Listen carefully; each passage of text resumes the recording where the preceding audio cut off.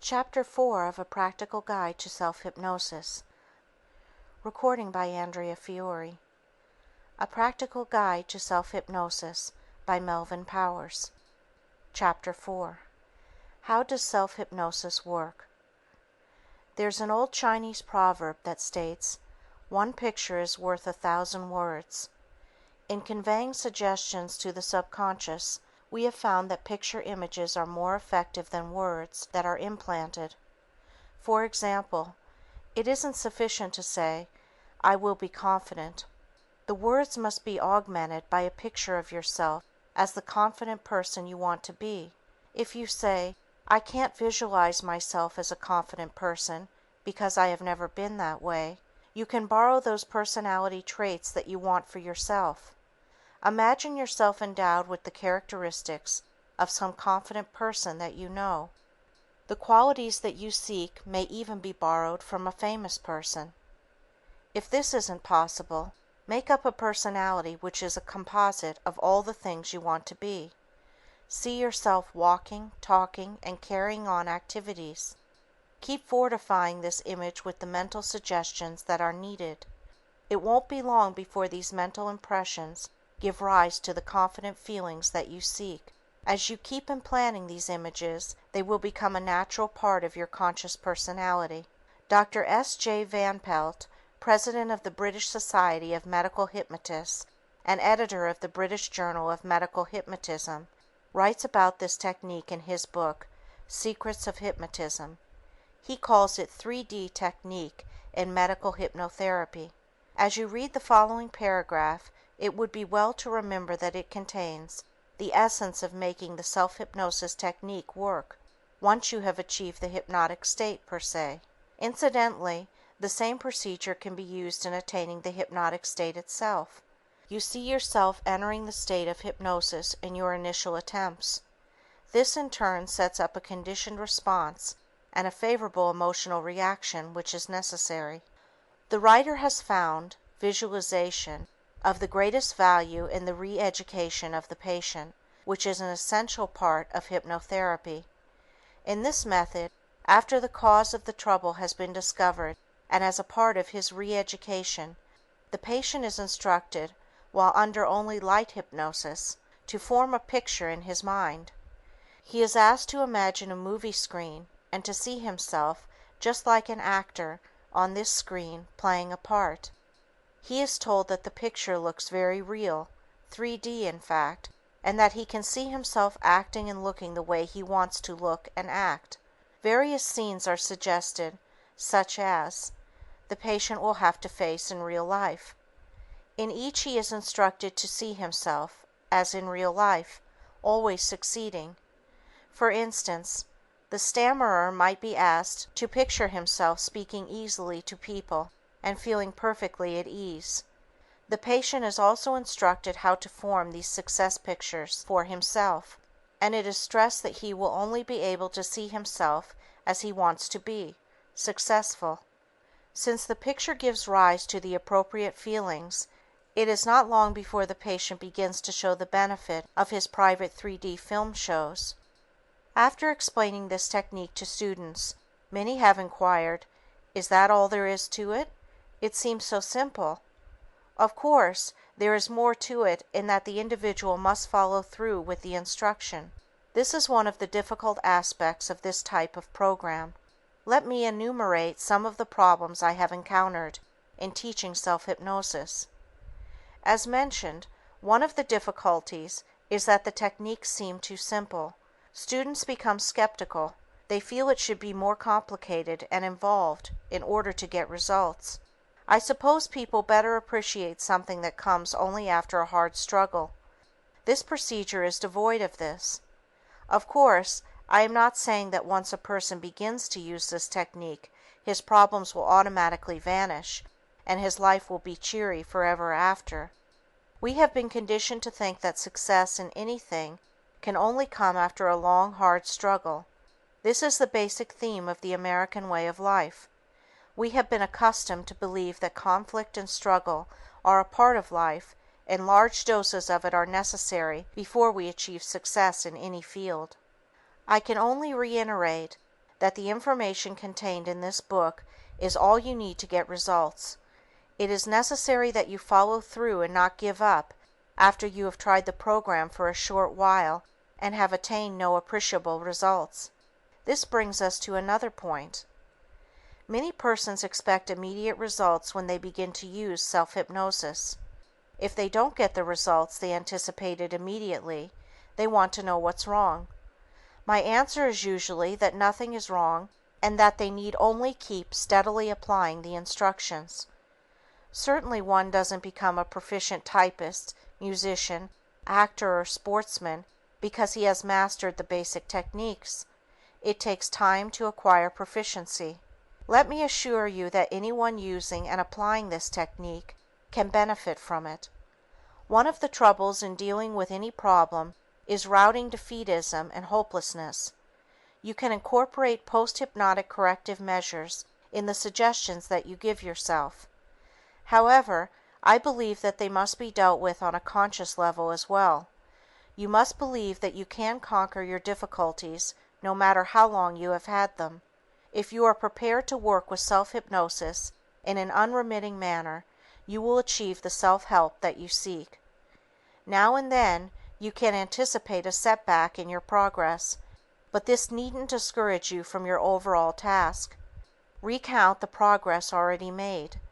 If you have a letdown because you expected quicker and more dramatic results, remember that this is a common feeling shared by many with emotional problems. Remember also how long you have had the problem. No doubt you have tried other methods and became discouraged because you weren't making the progress you had anticipated. You dropped the idea and landed back where you started.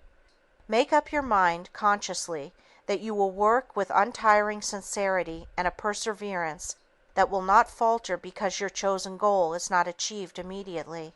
I know of no therapy that leads straight to positive results without obstacles and intermittent failure.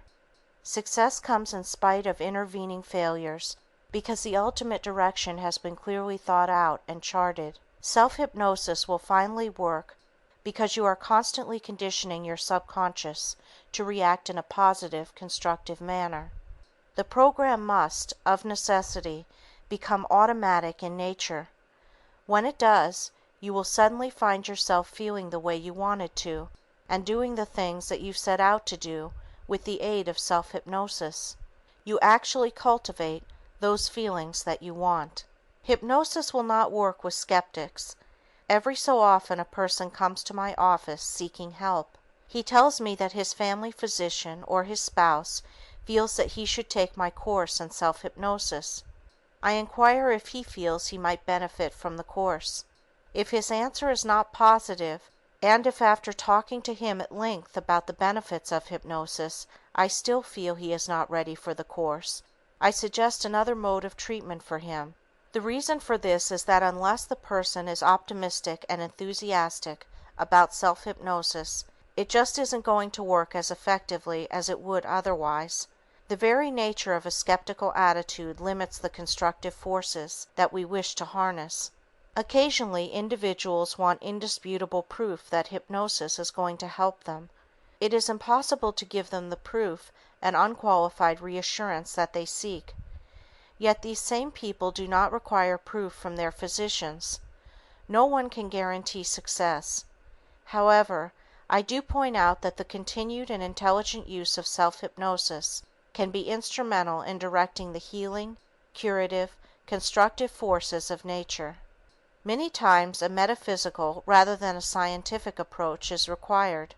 It's a matter of trying to satisfy the patient's needs. At times, it is helpful to allow the patient to attend a class in self-hypnosis. Being able to communicate and identify with other individuals seeking self-hypnosis often is enough to change his attitude.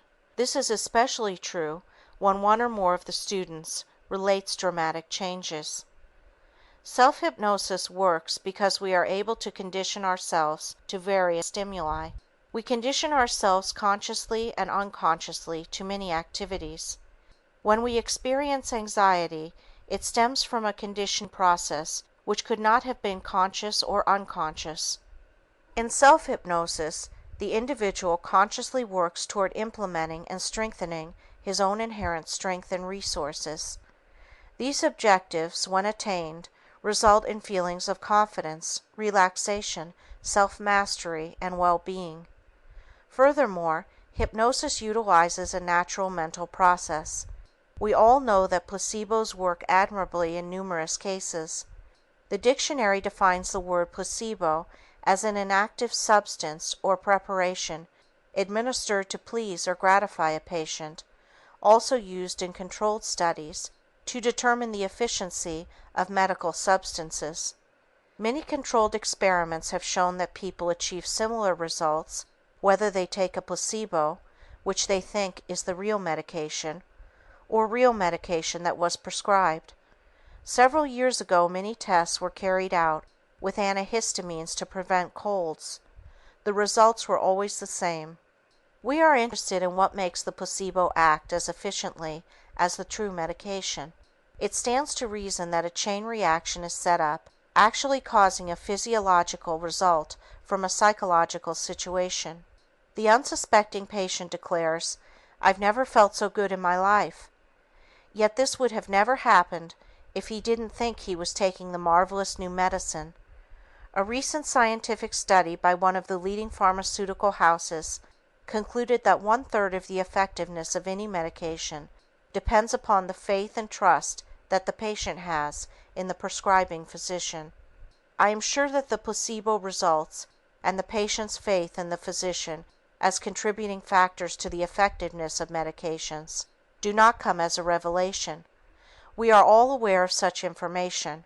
Our problem is how to harness this unconscious process for constructive goals. The answer is through self-hypnosis. Self-hypnosis, as we have explained it, uses a technique called visual imagery.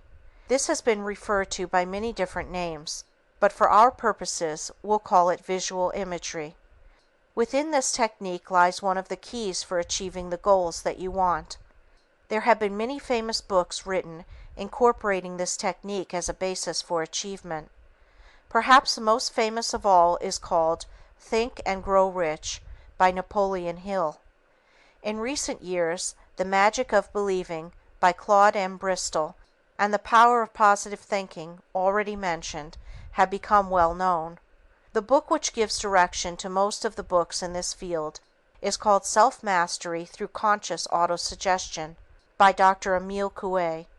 I am sure the older readers of this book have heard the famous saying, which I will repeat here for emphasis: "Day by day, in every way, I am getting better and better." Invariably, in all these books, there is reference to the biblical quotation, "As a man thinketh in his heart, so is he." As the reader can deduce, we are not theorizing about a startling new discovery. The technique is as ancient as man himself and his dream of a better tomorrow. All books using the visual imagery technique will tell you to paint a vivid mental picture of the material things you wish to acquire, if it is a case of material wealth. For personal improvement, they tell you to paint a vivid picture of the individual you want to be. In most cases, you are told to do this in a relaxed or meditative state with as few distractions as possible. The next two requirements are constant repetition, conditioning, and a burning desire, motivation, to achieve what you set out to do. Aren't these books really talking about self-hypnosis? Aren't they describing precisely the techniques of self-hypnosis? The terminology is different, but the approach is the same. With these techniques, there is an aim to direct thinking, picturization, positive thinking, suggestions, and constructive thoughts or images to the inner self, or real self. Aren't they once again really talking about the subconscious mind? I have no argument with any workable approach to emotional maturity, but in many cases, we are actually becoming involved with the meaning of words, semantics. The quickest way to the subconscious is through self-hypnosis. In this self-hypnotic state, you are able to consciously direct suggestions to your subconscious mind. End of Chapter 4. Recording by Andrea Fiore.